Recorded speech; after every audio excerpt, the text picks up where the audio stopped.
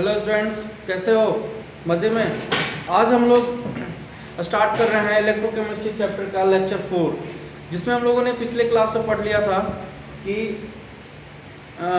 Molar चालकता क्या है, विशिष्ट चालकता क्या है, विशिष्ट प्रतिरोध क्या है। और हम लोग आज के लेक्चर में पढ़ेंगे तुल्यांकी चालकता किसे कहते हैं।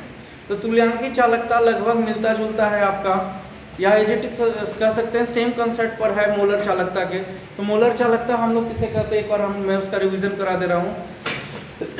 मोलर चालकता हम कहते हैं कि एक मोल विद्युत अपघट की जो चालकता होती है उसे कहते हैं मोलर चालकता। तो ग्राम तुल्यांकी चालकता यानी कि तुल्यांकी चालकता यानी कि इक्विवेलेंट कंडक्टिविटी हम किसे कहेंगे। इक्विवेलेंट कंडक्टिविटी हम कहते हैं कि 1 ग्राम तुल्यांकी भार के विद्युत अपघट्य की जो चालकता होती है उसे कहते हैं तुल्यांकी चालकता यानी कि इक्विवेलेंट कंडक्टिविटी। और इसे हम लोग सूचित करते हैं कैप EQ, यानी कि इक्विवेलेंट को लिखते हैं EQ। EQ का फुल फॉर्म हो गया इक्विवेलेंट,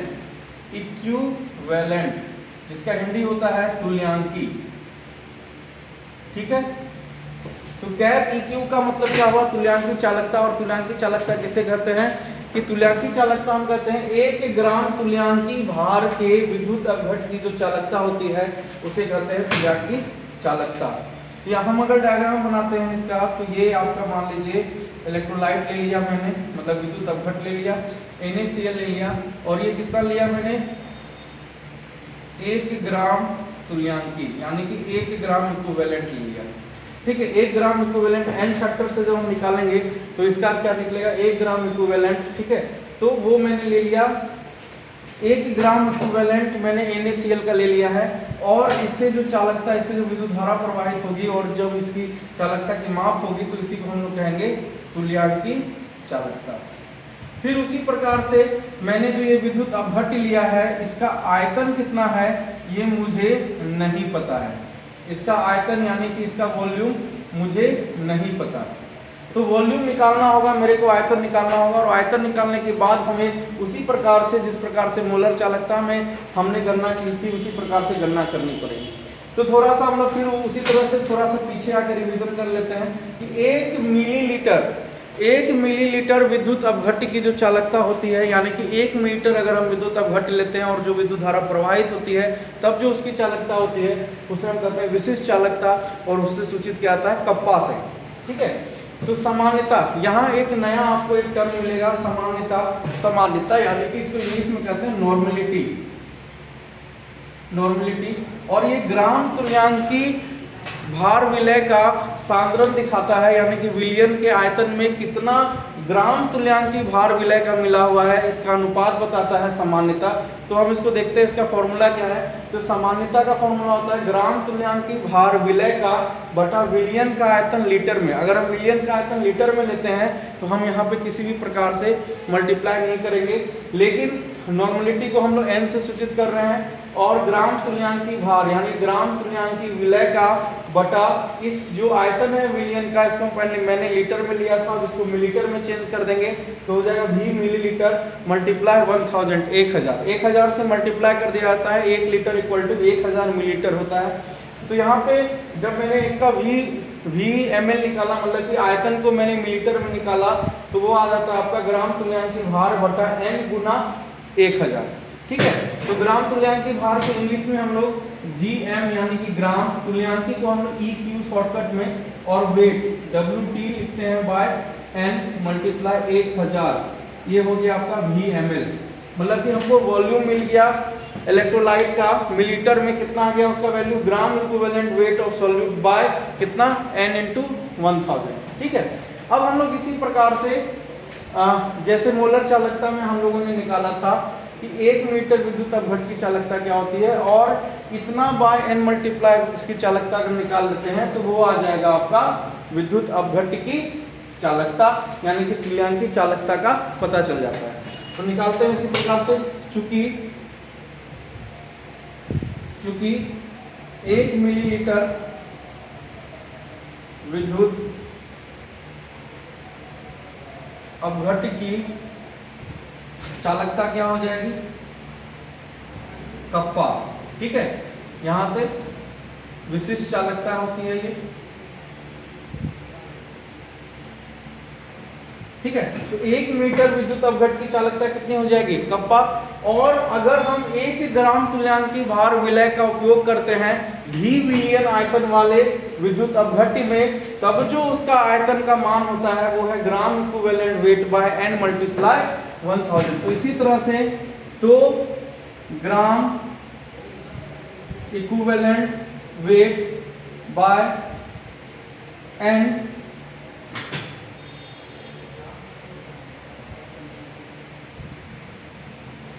मल्टीप्लाई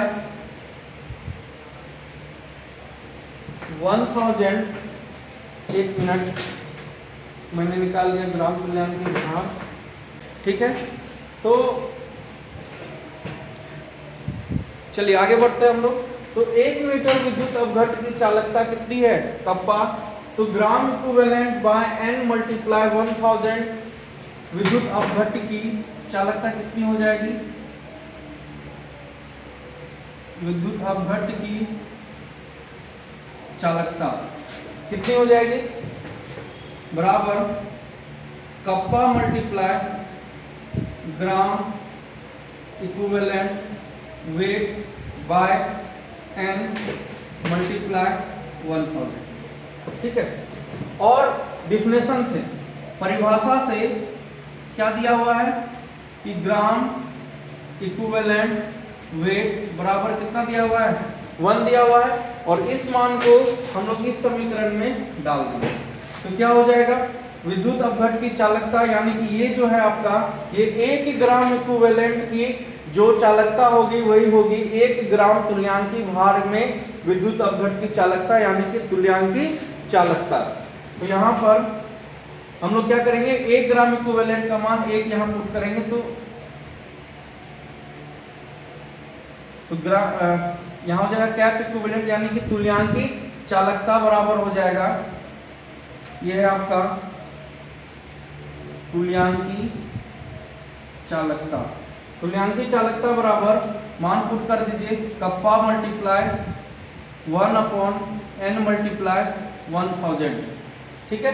तो मेरे पास एक फॉर्मूला निकल के आ गया कि कप्पा इंटू A 1000 बटा n, ये फॉर्मूला हो गया इक्विवेलेंट कंडक्टिविटी का, यानी कि इक्विवेलेंट यानी कि तुल्यांकी कंडक्टिविटी यानी कि तुल्यांकी चालकता की, तुल्यांकी चालकता का जो मेरे पास फॉर्मूला आ गया वो फॉर्मूला है आपका कप्पा मल्टीप्लाई 1000 बटा n, ठीक है। अब हम लोग इसकी इकाई की गणना कर लेंगे। तो एक बार मैं इसको फिर से समझा दे रहा हूँ कि 1 ग्राम तुल्यांकी भार के विद्युत अवघट की जो चालकता होती है उसको हम लोग बोलते हैं तुल्यांकी चालकता। अब तुल्यांकी चालकता को निकालने के लिए पहले हमको इसका विद्युत अवघट का आयतन निकालना होगा। आयतन निकालने के लिए हम लोग सामान्यता के फॉर्मूला का उपयोग करते हैं, क्योंकि ग्राम तुल्यांक में भार का विलय विलयन में यही है जो बताता है सांद्रता के रूप में। तो ग्राम तुल्यांकी भार विलय का बटा विलयन का आयतन क्या हो गया, L। तो इसको हम n से सूचित करते हैं, तो n बराबर ग्राम तुल्यांकी किसका, विलय का, बटा क्या हो जाएगा v मिलीलीटर मल्टीप्लाई 1000, ठीक है। तो v मिलीलीटर बराबर क्या हो जाएगा, ग्राम तुल्यांकी भार बटा n मल्टीप्लाई 1000। इसको हम लोग इंग्लिश के टर्म में ऐसे लिखते हैं, ग्राम को gm, तुल्यांकी को eq और wt बटा n मल्टीप्लाई 1000, ठीक है। अब आ जाते हैं इसके डेरिवेशन पर। तो 1 मिलीलीटर विद्युत अवघट की जो चालकता होगी आयतन वाले विद्युत अवघट की वो होगी कप्पा। तो इतने आयतन के विद्युत अवघट की चालकता क्या होगी, तो gram equivalent weight by n multiply 1000 विद्युत अवघट की चालकता क्या हो जाएगी, कप्पा से मल्टीप्लाई हो जाएगा। तो kappa Guna gram equivalent weight by n multiply 1000, ठीक है। तो परिभाषा से हमको पता है कि ग्राम इक्विवेलेंट वेट बराबर क्या, हमको कितना लेना है, 1 ग्राम तुल्यांकी भार। तो वहां हम लोग 1 पुट करेंगे और 2 तुल्यांकी चालकता का मान आ जाएगा कप्पा मल्टीप्लाई 1000 बटा n, ठीक है। अब हम लोग इसकी इकाई की गणना कर लेते हैं। इसकी इकाई हो जाएगी, हमको पता है EQ बराबर कैप EQ बराबर कप्पा मल्टीप्लाई 1000 बटा n, जहां पर ये सूचित कर रहा है कि 1000 तब लिया गया था जब मैंने आयतन को मिलीमीटर में चेंज किया और बटा n रिप्रेजेंट करता है किसके सांद्रता के वैल्यू को, ग्राम इक्विवेलेंट को, तो ग्राम इक्विवेलेंट। ठीक है। अब कप्पा की इकाई सबको पता है, मैंने कल बताया था 1 मीटर बराबर क्या हो जाएगा 1 cc बराबर क्या हो जाएगा 1 cm3। ठीक है। तो कप्पा की इकाई क्या होती है ओम इनवर्स सेंटीमीटर इनवर्स। ठीक है। मल्टीप्लाई 1000 को मिलीलीटर लिखना है मतलब cm3। ठीक है। 1000 के बदले लिखा मैंने मिलीलीटर और मिलीलीटर के बदले लिखा मैंने क्या cm3। तो cm3 बटा क्या हो जाएगा ग्राम इक्विवेलेंट। ठीक है। यहां हो जाएगा ohm inverse cm square gram equivalent -1 और ओम इनवर्स को सीमेंस लिखा जाता है siemens centimetre square gram equivalent inverse 1। तो ये आ गई आपकी इकाई, ये यूनिट हो गई आपकी, इकाई होगी तुल्यांकी चालकता की ohm inverse centimetre square gram equivalent -1 या siemens centimetre square gram equivalent -1। ठीक है। तो आज का ये टॉपिक आपका खत्म हुआ। इसको आप लोग नहीं समझ में आए तो मुझे कॉल कर सकते हैं, व्हाट्सएप कर सकते हैं। इसको एक बार गौर से समझें, इसको बार बार देखें। थोड़ा ही कंसेप्चुअल है, थोड़ा टफ है, लेकिन इतना भी टफ नहीं कि आप इसे तोड़ नहीं सकते। चालकता को प्रभावित करने वाले कारक। ठीक है। ये आपका लेक्चर 4 हो जाएगा। तो थोड़ा सा मैं पहले समझा दे रहा हूं कि मोलर चालकता किसे कहते हैं। मोलर चालकता किसे कहते हैं, तो मोलर चालकता को समझिए कि मोलर चालकता यानी क्या होता है, किसी विद्युत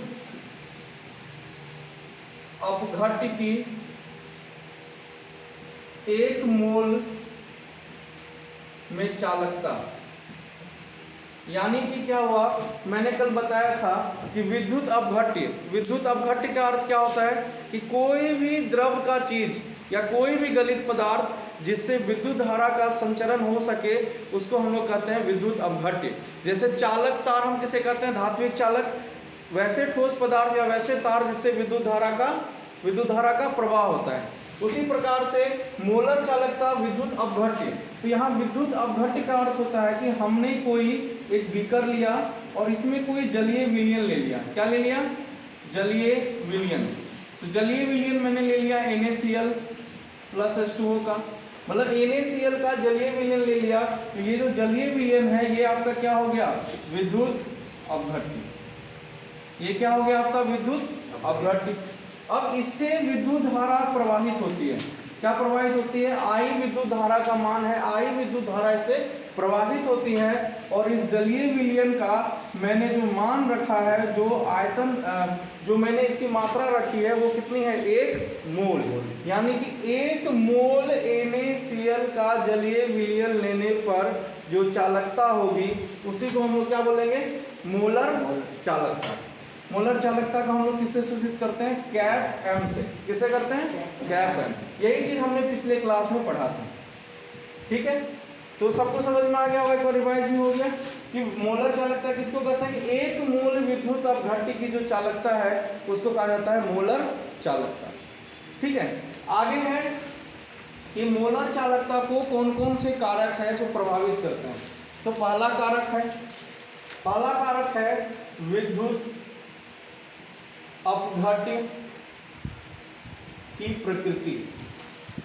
मतलब मैंने जो जलीय विलयन लिया है उसकी प्रकृति कैसी है, वो विद्युत अपघट्य कैसा है उस पर निर्भर करता है।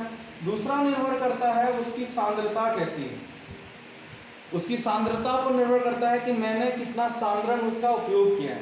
और तीसरा आता है तापमान पर। ठीक है। तो इससे छोटे छोटे ऑब्जेक्टिव क्वेश्चन बनते हैं। थ्योरेटिकल क्वेश्चन नाम मात्र का है, लेकिन इससे ऑब्जेक्टिव क्वेश्चन काहे बनते हैं। तो हम लोग सबसे पहले पढ़ेंगे विद्युत अपघट्य की प्रकृति। तो विद्युत अपघट्य की प्रकृति का क्या अर्थ है इसको समझते हैं कि किसी विद्युत अपघट्य की मोलर चालकता किसी विद्युत अपघट्य की मोलर चालकता उसकी प्रकृति पर निर्भर करती है, प्रकृति पर निर्भर करती है। प्रकृति यानी कि इसको दो भागों में बांटा जाता है। एक होता है दुर्बल विद्युत अपघट्य, दुर्बल विद्युत अपघट्य, और दूसरा प्रकार है इसका, दूसरा प्रकार होता है प्रबल विद्युत अपघट्य। ठीक है, मतलब क्या हुआ कि मैंने जो विद्युत अपघट्य लिया है, जिसका मैं उपयोग कर रहा हूं विद्युत धारा को प्रवाह करने के लिए, उसका प्रकृति कैसा है, उसका गुण कैसा है, वो दुर्बल विद्युत अपघट्य है या प्रबल विद्युत अपघट्य है। मैं फिर से एक बार यहाँ पे बच्चों को बता दे रहा हूँ कि ये जो विद्युत अपघट्य है दोस्तों, ये विद्युत अपघट्य का अर्थ होता है द्रव विलयन या जलीय विलयन या गलित अवस्था में कोई चालक, ठोस अवस्था वाला नहीं। ठीक है, यहाँ तक क्लियर हुआ। उसके बाद है कि किसी भी विद्युत अपघट्य की जो मोलर चालकता है वह निर्भर करती है उसकी प्रकृति पर। तो प्रकृति के आधार पर दो भागों में विद्युत अपघट्य को बांटा गया। एक हो गया दुर्बल विद्युत अपघट्य और दूसरा हो गया, दूसरा क्या हो गया, दूसरा हो गया प्रबल विद्युत अपघट्य। ठीक है, तो हम लोग एक एक करके इसका परिभाषा जानते हैं। तो मैं इसको मिटा दे रहा हूँ, फिर से इसकी परिभाषा लिखूंगा। चलो, पहला है हम लोगों का दुर्बल, इसको ए नंबर दे देते हैं। पहला है दुर्बल विद्युत अपघट्य। ठीक है, पहला है दुर्बल विद्युत अपघट्य। वैसे विद्युत अपघट्य जो आंशिक रूप से आयनों में विभक्त होते हैं, आयनों में विभक्त होते हैं। मतलब वैसे विद्युत अपघट्य जो आंशिक रूप से आयनों में विभक्त होते हैं। आंशिक रूप से का क्या अर्थ हुआ, जो पूर्ण रूप से आयनों में नहीं टूटते, वैसे पदार्थ क्या कहलाते हैं, वैसे विद्युत अपघट्य क्या कहलाएंगे, दुर्बल विद्युत अपघट्य। जैसे CH3COOH, जितने भी कार्बोनिक अम्ल हैं, जितने भी कार्बनिक अम्ल हैं, वो सारे अम्ल आपके दुर्बल विद्युत अपघट्य होते हैं। यानी कि जब हम इसे किसी जलीय विलयन में डालेंगे तो ये CH3COO- प्लस H+ में टूटता है, जो कि आंशिक रूप से विभक्त है। ठीक है, तो ये जो आपका विभक्त होता है, ये कैसा विभक्त होता है, ये आयन में जो टूटते हैं, धनायन और ऋणायन में, लेकिन किस रूप में टूटते हैं, आंशिक रूप में टूटते हैं। तो ये जो आपका आंशिक रूप में CH3COOH ने H जो टूटता है, ये आपका आंशिक रूप में है। तो इस प्रकार से CH3CO- प्लस H+, यानी कि ये विभक्त हो रहे हैं। ये हो गया आपका ऋणायन भाग और ये हो गया आपका धनायन भाग। ये टूट जरूर रहा है, लेकिन ये पूर्ण रूप से नहीं टूटता है। तो CH3COOH क्या हो गया, दुर्बल विद्युत अपघट्य। ठीक है, ये कभी कभी ऑब्जेक्टिव पूछा आता है, इनमें से कौन सा अम्ल दुर्बल विद्युत अपघट्य है। ठीक है, तो वहां पे CH3 अगर ऑप्शन में रहेगा तो आंसर क्या होगा, CH3COOH। ठीक है, इसको लिख लें एक बार।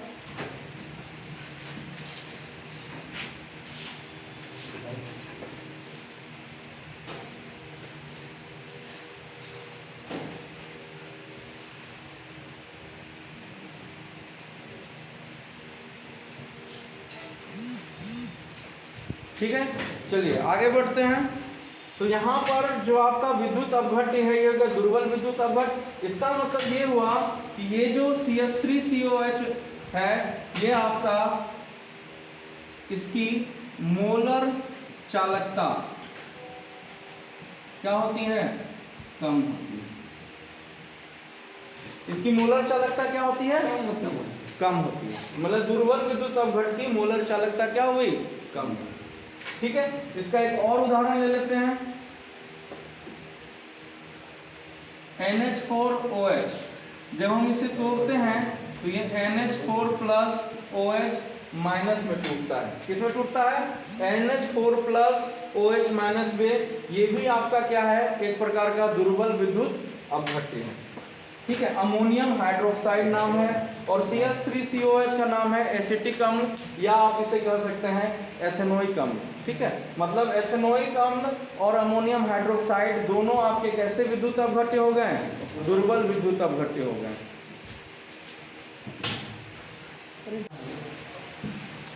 चलो ठीक है, अब हम लोग आगे बढ़ते हैं। आगे है हम लोगों का प्रबल विद्युत अपघट्य। तो प्रबल विद्युत अपघट्य किसे कहते हैं, इसको समझते हैं। तो यहाँ मैं इसको मिटा के लिखता हूँ प्रबल। प्रबल मतलब होता है मजबूत। वैसे विद्युत अपघट्य जो पूर्ण रूप से आयनों में विभक्त होते हैं। कितने रूप से, पूर्ण रूप से आयनों में विभक्त होते हैं। जो पूर्ण रूप से आयनों में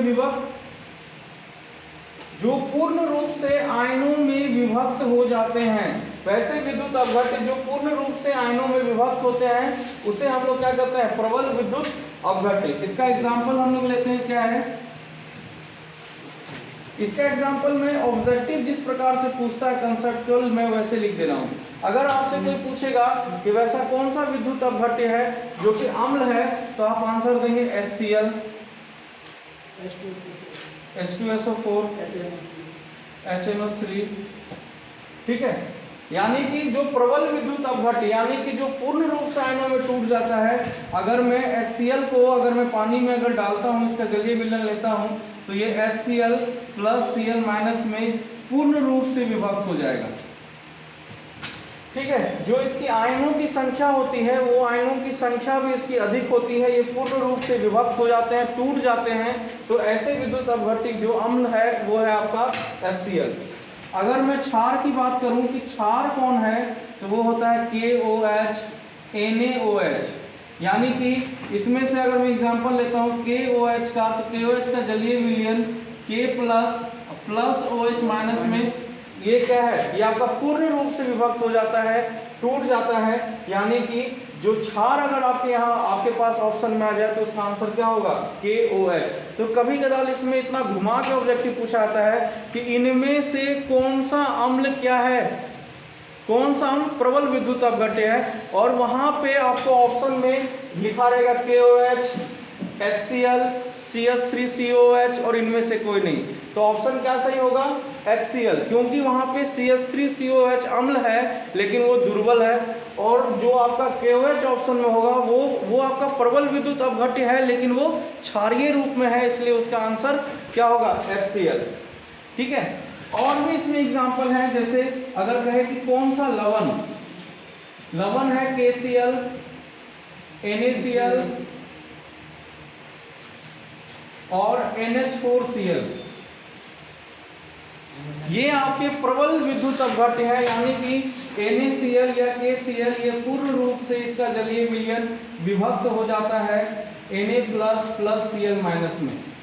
ठीक है, तो इस प्रकार से हमने देखा कि प्रबल विद्युत अपघट्य की जो प्रकृति है वो यह है कि वो आयनों की संख्या उसमें क्या होती है, ज़्यादा मिलती है। क्यों ज़्यादा आयनों की संख्या मिलती है, क्योंकि पूर्ण रूप से विभक्त होते हैं, टूट जाते हैं, वियोजित हो जाते हैं। इसलिए जो मोलर चालकता होगी, क्या होगी, मोलर चालकता उच्च होती है। ठीक है, तो हमने अभी देखा कि विद्युत अपघट्य की प्रकृति के कारण जो विद्युत अपघट्य की मोलर चालकता है वो क्या होती है, बढ़ती और घटती है। जैसे अगर हम दुर्बल विद्युत अपघट्य लेंगे तो उससे विद्युत धारा का प्रवाह तो होगा लेकिन उसकी चालकता उतनी अधिक नहीं होगी जितनी आपकी प्रबल विद्युत अपघट्य से विद्युत धारा की चालकता अधिक होती है, उच्च होती है। क्यों उच्च होती है, क्योंकि इसमें हमें आयनों की संख्या उच्च मिलती है। आयनों की संख्या उच्च इसलिए मिलती है क्योंकि ये पूर्ण रूप से टूटते हैं, अधिक से अधिक आयन मिलते हैं प्रबल विद्युत अपघट्य में, और यह विद्युत का अच्छा सुचालक हो जाता है।